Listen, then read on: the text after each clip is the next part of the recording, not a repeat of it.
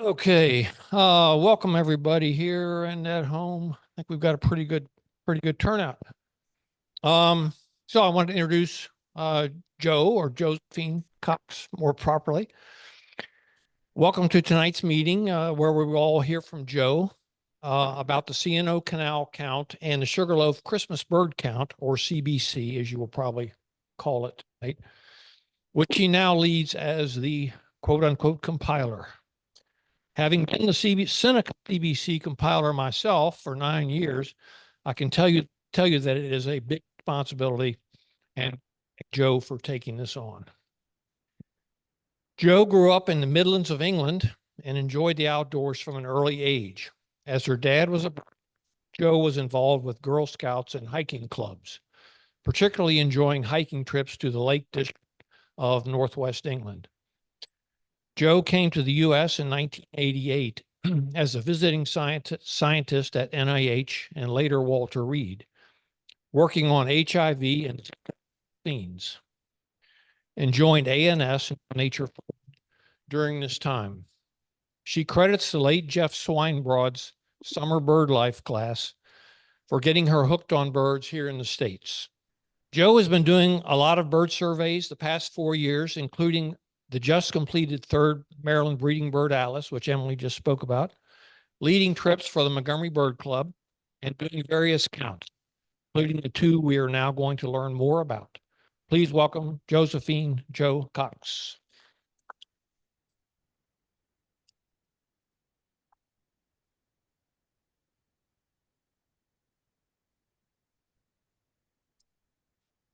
We're getting Joe hooked up here with the microphone. Here you go, Joe. Good evening, everybody. Can you all hear me? Good. All righty. So, welcome everybody, Zoom and online. And I'm going to talk mostly tonight about the C&O Canal, giving a little bit about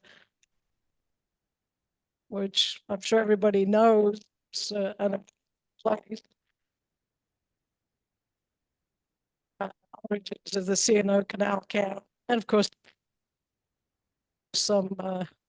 talk some more about the Sugarloaf. Finish off with talking about the Sugarloaf count. So I know Cheryl's here, and hopefully she'll appreciate this next slide. Whoops. Oh, I have to point in this direction. We're just trying to move the slides here. Okay. So, I mean, we have to recognize that we are on, Indian land, and the Potomac was an incredibly thriving place for Indians because of the agriculture, the fish, and everything. And I brought along with me a magazine that some of you can pick up free from the grocery store, like Mom's Organic Market, called Plenty. And the latest issue has a great article about all the settlements that were in this area. And it turns out that River Road, which is right in front of this church, was called the Tahoe Trail, and was, originally an Indian trail. So anyway, that's Cheryl, especially for you. And there is a very nice app which gives sort of pointers to lots of indigenous sites in Maryland.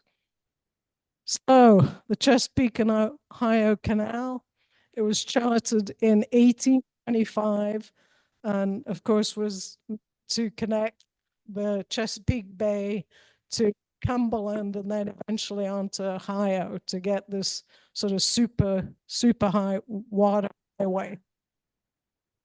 Oops, I'm sorry.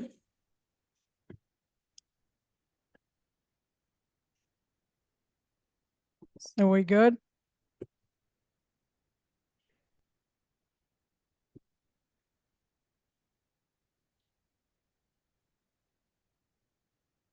You're still good? Okay. Construction began in 1828 and was completed in 18.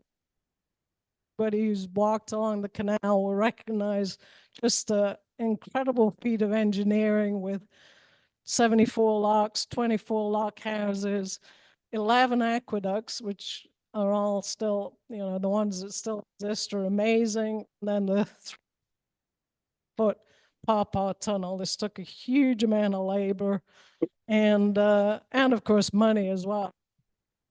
The canal operated for about 100 years and was a lifeline for communities basically all along the river for commerce going back and forth down to the capital.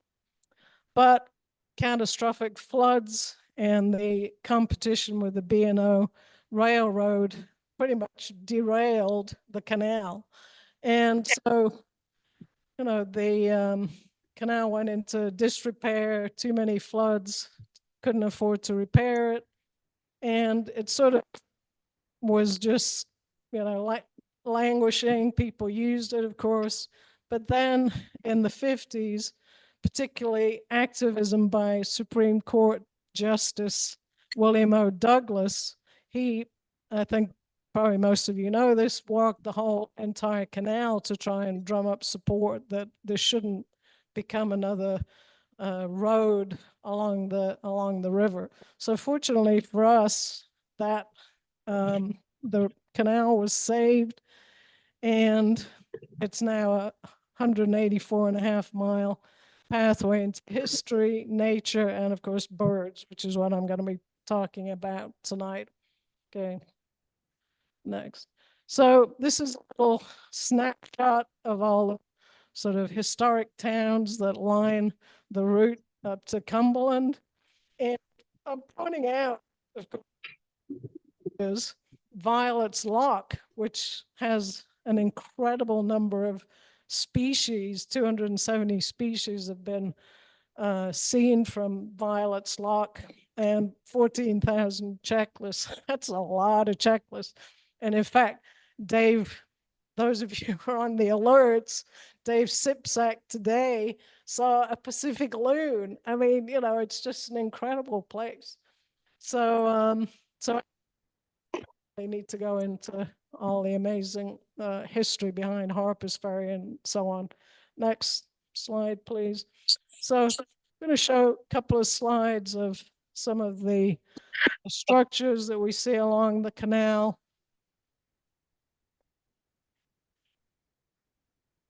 Yeah, this is Mark. Somebody at home needs to mute themselves. They all should be muted. We're hearing some interference. Thank you. Okay. So I when I was preparing for this talk, I put out folks who'd been doing the C&O Canal on a regular basis, favorite birds and so on. So this is some pictures from Dave near Williamsport, and then these beautiful lock houses, some of which you can stay in. In fact, the one just up the road here at blanking on the name, Barbara. Anyway, you can stay at some of these lock houses. So the next slide, please. Okay. So that's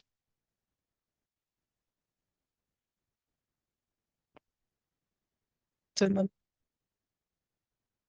north of Nolan Ferry. And of course, any ferry name in it, usually dates back to historical ferries, and this one back to the 1750s. And those of you who have done sort of ridden bikes from one end to the other, north or south, are always happy to see the midpoint marker, which is Williamsport. And in fact, I didn't know that until I saw this marker. Next, please. So if anyone's got any questions, either online or here, just speak up. So the origins of C&O Canal, and it's a midwinter count. It was started in 1999 by Peter Van and uh, some decent years, and it meant to coincide with the mid-winter counts, and it was a day, and of course, you got some dismal weather, and the count sheet was very much standardized like the CBC count sheets, and it was approved by Chandler Robbins. However, in 2016, an all-time blizzard pretty much wiped out the count. And also, because I'd been doing this count for a while, I was kind of dismayed because I thought also the records, you know, going back to 1999, 25 years of records had been wiped out forever. Anyway, the count was not held in 2017, and then 2018 was resumed under James Spiker, who's the guy in the bottom there. And since 2018, we've actually allowed counting for a whole week. So that gives you the opportunity to pick any day that works for you and works for the weather, of course, because you can never be quite sure what the weather is going to do. You might say, well, how does that affect the counts? Maybe it does, maybe it doesn't. Birds don't move a whole lot in winter. It's not like your fall and spring migration and so on. My heart started helping Jim in 21. Next.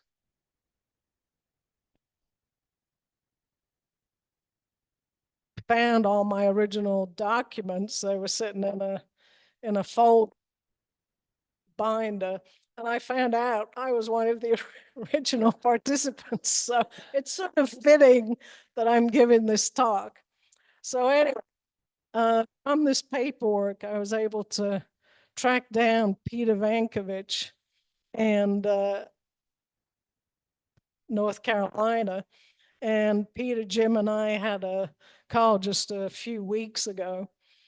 And been through his hard drives and found some data. So we're hoping to be able to reconstruct, more data than we have right now and look at trends over 25 years. So the good thing is, once you get some good volunteers, and this is true for the CBCs and many other counts, people thankfully come back, and we really appreciate our volunteers. Next, please. So like I said, I sent out emails asking, what some of your experiences were. A few folks responded, and Bill Blauvelt and Brent Chippendale, who have been counting for the C&O and probably other counts for a while, said basically they had to go through hell and high water before they even got to the canal and started their count.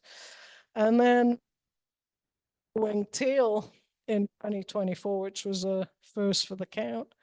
It was an interesting year because, I'll show you in the next slide, but we did actually get a hard freeze. So a lot of the ducks actually went to the river, presumably because it was open. So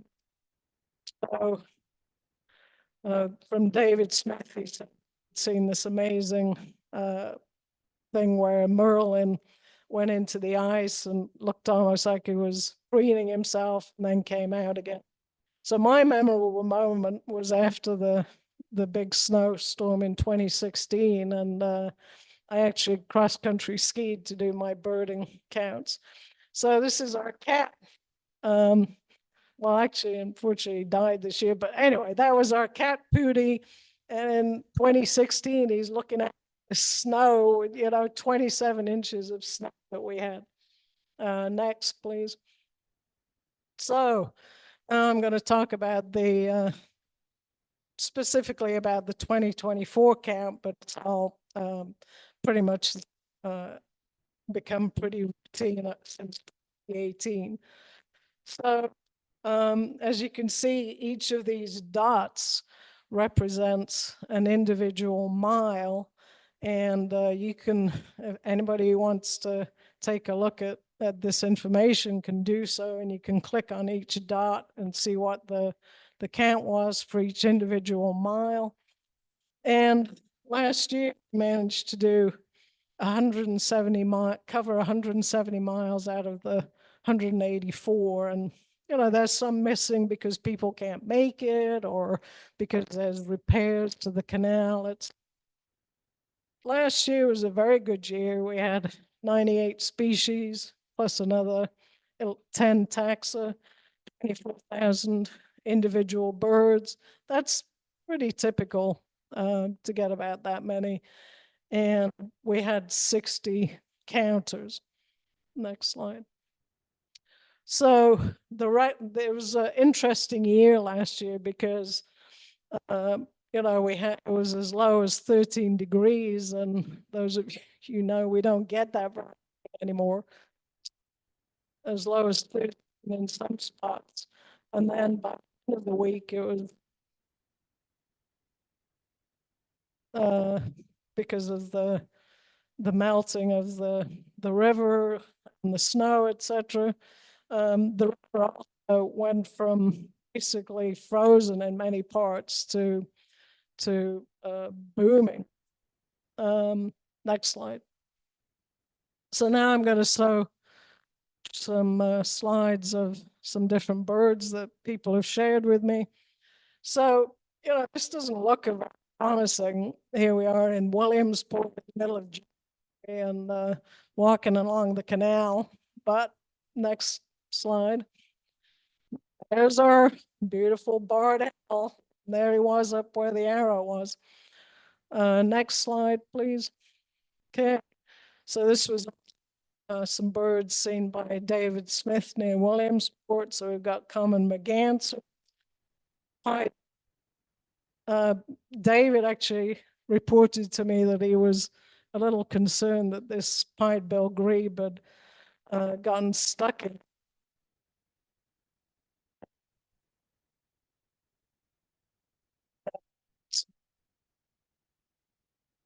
blackbird. Richardson had this picture of a red-headed woodpecker, milepost 40 to 41. And as many of you know, if you come across a rare bird, unless you get a photograph, it's kind of, you have to prove that you've got this rare bird. And in 2020, David, what he thought was a least flycatcher, and he only had his cell phone with him, and so he got a very grainy picture, but he managed to take a 150-second recording of this least flycatcher, and so that record was actually accepted. But that picture is, but that would be a pretty rare bird to find in the middle of January. But he was able to prove it.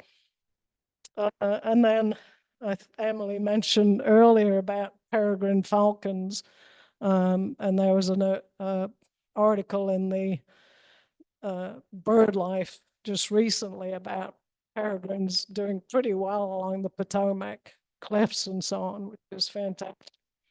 Next slide, please. So Evelyn, I know she's online, our former NBC president, now MOS president, always some great pictures. So Ruby Crown Kinglet, the Carolina rat, and a brown creeper. Next. And then Evelyn also got these of some of a ring-billed gull and common merganser in the Potomac, which usually has plenty of fish. And then a beautiful sea waxwing and an eastern phoebe. So, and then also a yellow sapsucker and a red-shouldered hawk. And then finally a yellow-rumped warbler.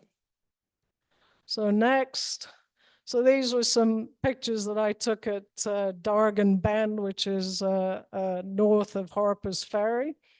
And that was this year. And you can see on the left there, the river was frozen. And it was just, I thought about putting a movie in here because I had taken a movie on my cell phone and just hearing the ice sheets kind of moving along the river. I mean, it's just amazing being out in the winter.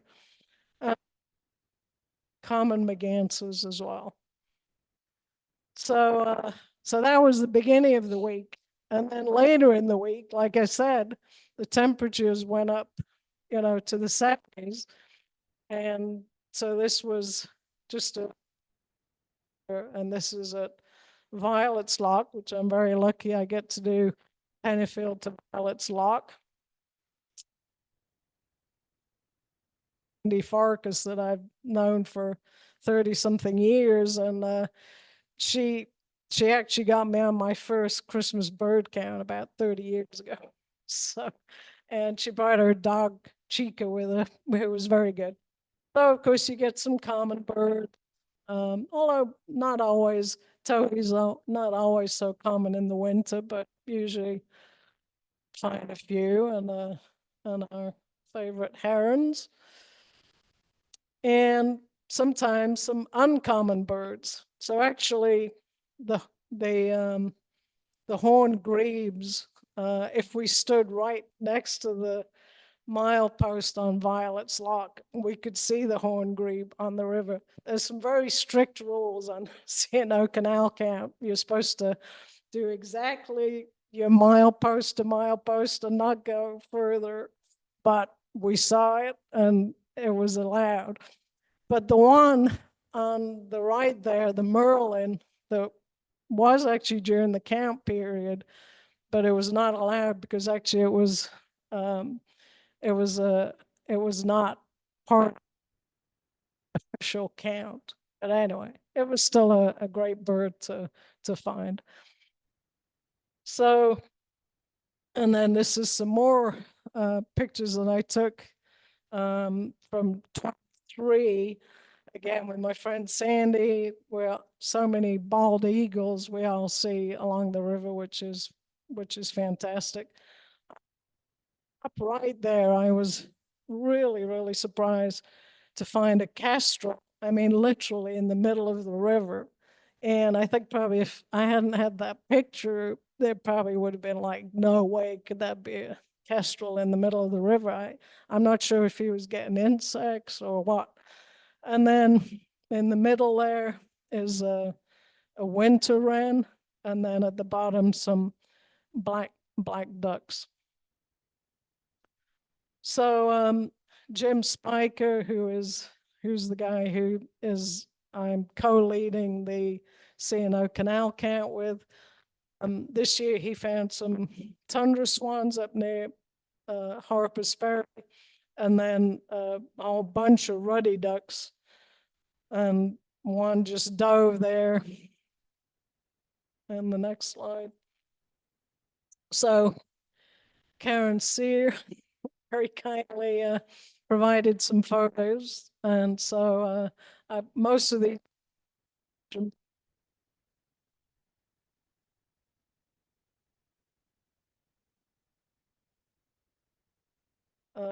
Cooper's hawk, and then American crow,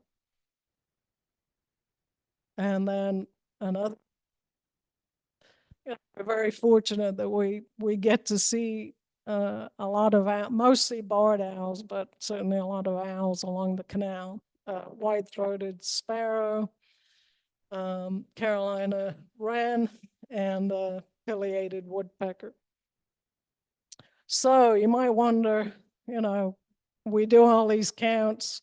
What do we do with the data? Well, we put it in eBird so anybody can see it, but we also take a look at the numbers, and not surprising, Canada goose usually tops the lists, with over 3,000. But, American robins, I'm not going to read them all out, but there's a lot of birds that are very common. We're talking across, of course, the 184 miles, but it's still reasonably abundant. Thing on the right is to look at, for each mile, and you're literally counting 1 mile at a time, what's the abundance at each of those checklists. Oh, am I hearing some thunder? I think so. So the woodpeckers are doing really well, probably because we've now got mature wood forests along the edge of the river and lots of dead wood. Cardinals, crows, blue jays.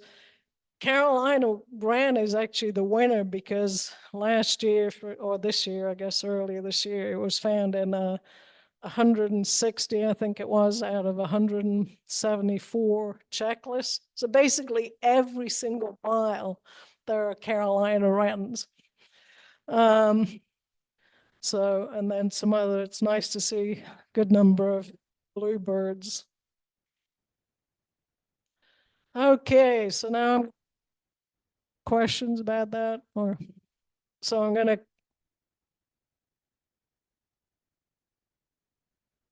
No, you can count birds in the river.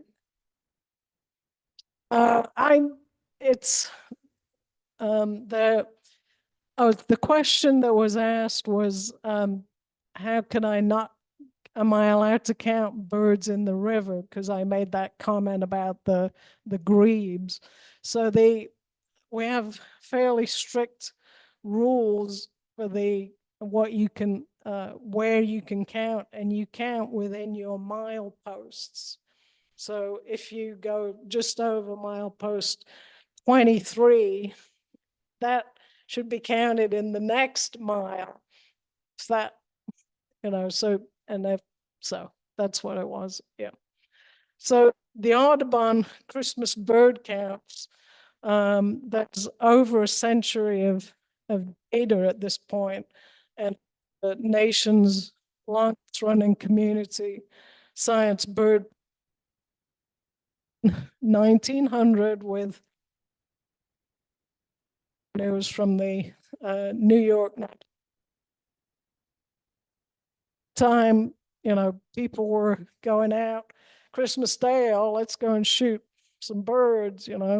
That was a good thing to do. It was a time when people were shooting birds to put feathers on mostly for women's hats. And about, instead of shooting the birds, let's do a bird census. So that's really how that started. And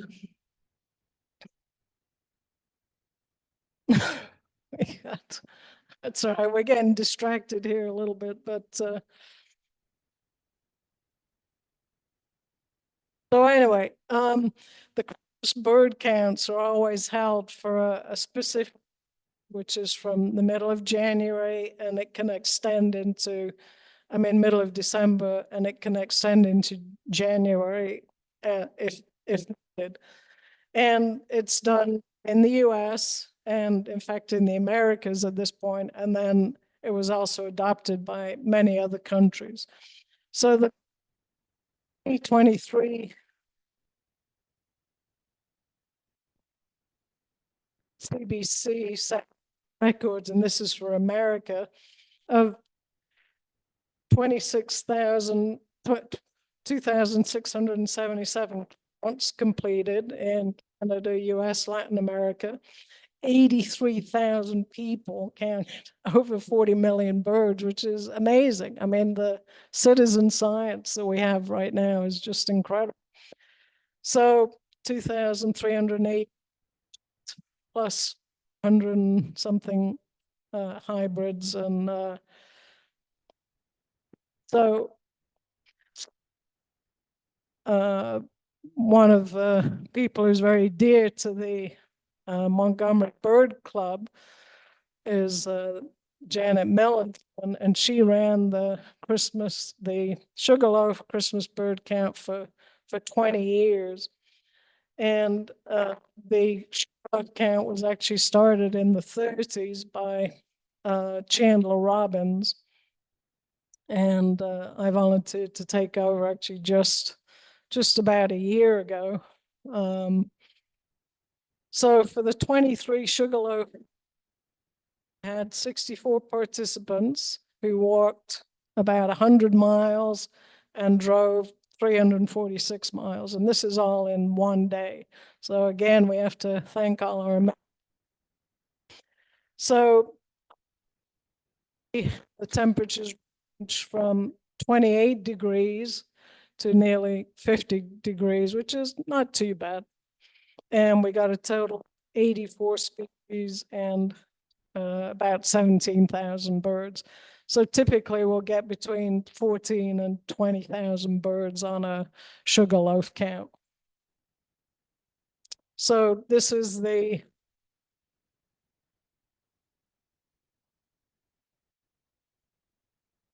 five is the beautiful Sugarloaf. And you can see it's bordered on the left side here by the Potomac. So, you know, I get to count birds for the C&O Canal count, and I also get the canal for the Sugarloaf count. So I get to spend some good time on the canal. So, next slide. So I think many of you have been out birding, have noticed, and Emily also pointed this out, the ravens have made a remarkable recovery appearance in our area over the last few years. Here, eagles and 34 ravens, and that was just in the Sugarloaf count on one day. And the 8D, sector 8D, that's our very own Mark England, and he recorded 11 ravens and 13 bald eagles. At least that's what he told me. Anyway, so I believe him. So,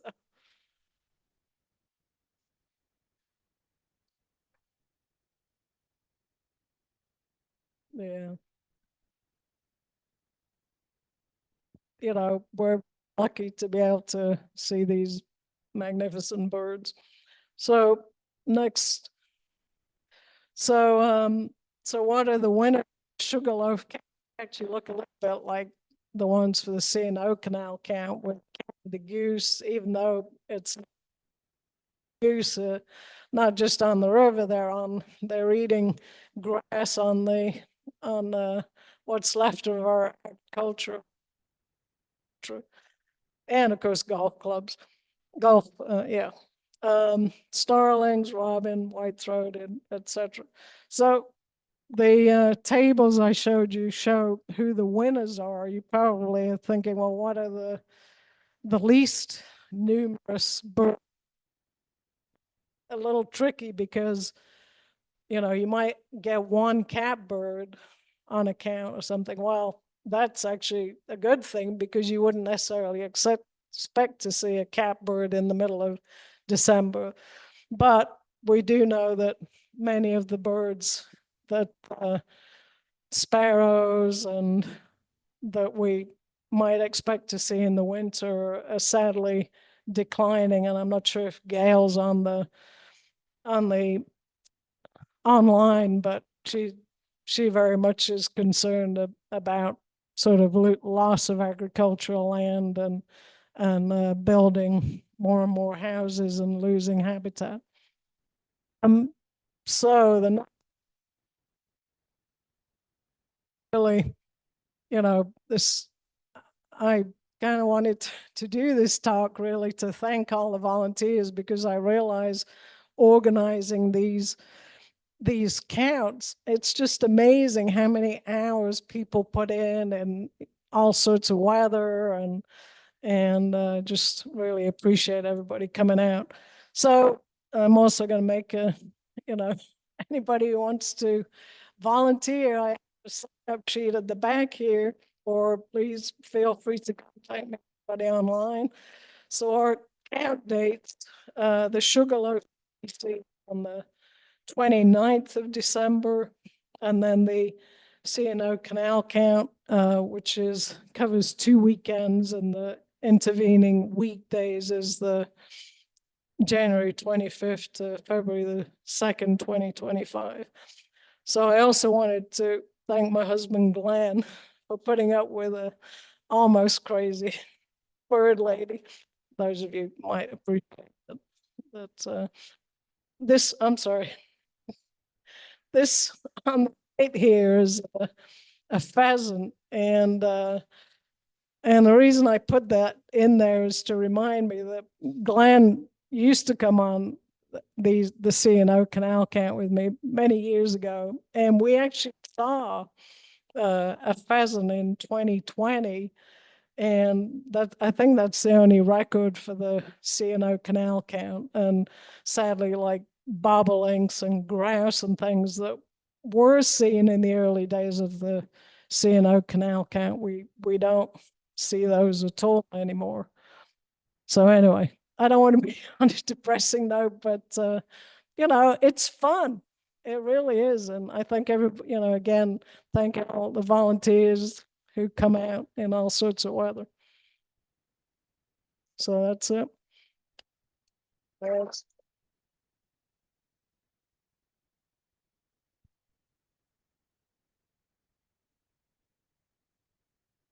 Questions? Sure. All right.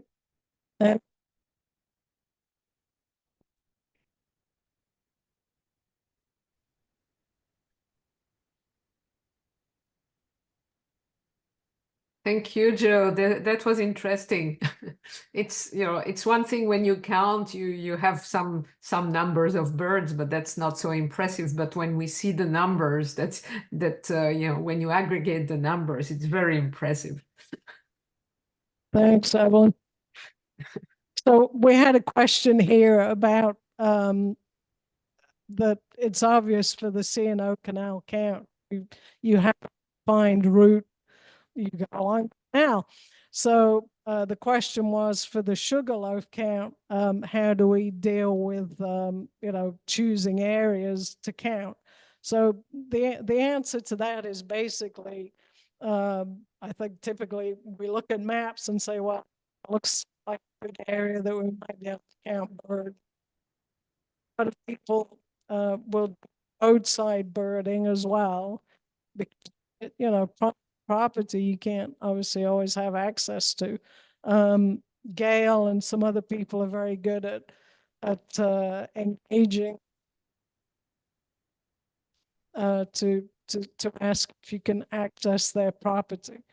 And we do Sugarloaf and some of the other counts. Say there's a Girl Scout camp or a Boy Scout camp, we'll ask if we can camp on their property.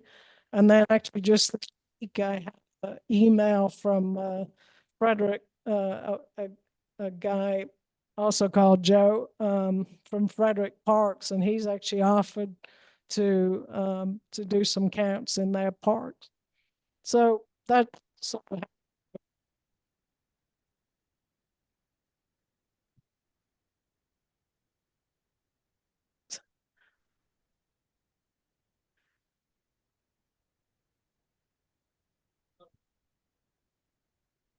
so yeah. Yeah, Mark is asking me how you can go about volunteering. I start putting together a list of volunteers, and then once I've got all my leaders, for example, some of them let me know, then I'll give them we'll try and match, what's best for that person to go to which area.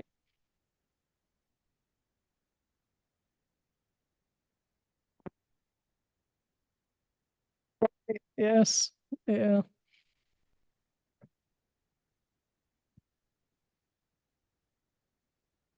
What time of day do the counts, and it's a matter of your personal. The early bird gets the worm, so by 7 or at right.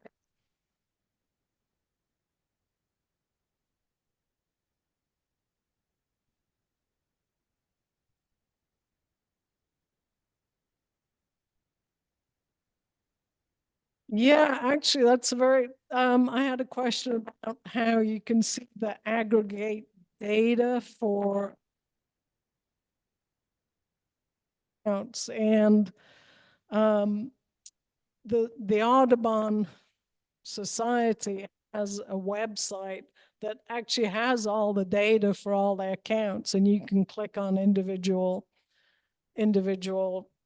yearly records and say the Sugarloaf count or the Seneca count, etc. So you can look at that data.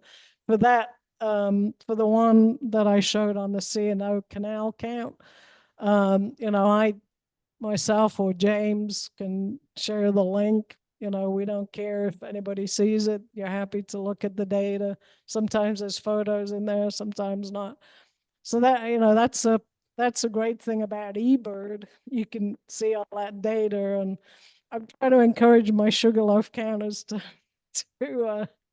to submit their records by eBirds. I keep trying; it'll get there eventually. But so last year I had somebody mail copy to me, which I thought was that was interesting. And then most people sent a PDF or a Word count, and then a few people did it by eBird. But I'm happy to get records whatever way is fine.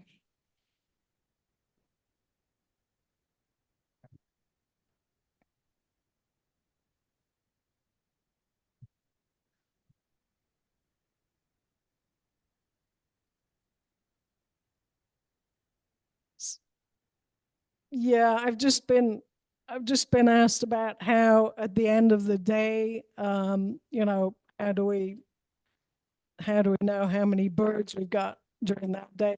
Often people do what they call a tally rally. So that sometimes that is at somebody's house, or it might be on Zoom or something like that. It just depends on the sector leader. But for sure, obviously the sector leaders share the data once they've everything.